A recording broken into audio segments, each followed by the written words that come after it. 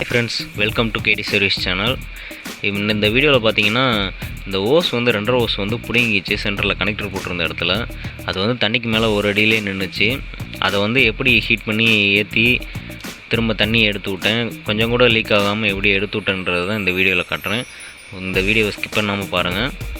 Okay friends, வீடியோக்குள்ளே போகலாம்.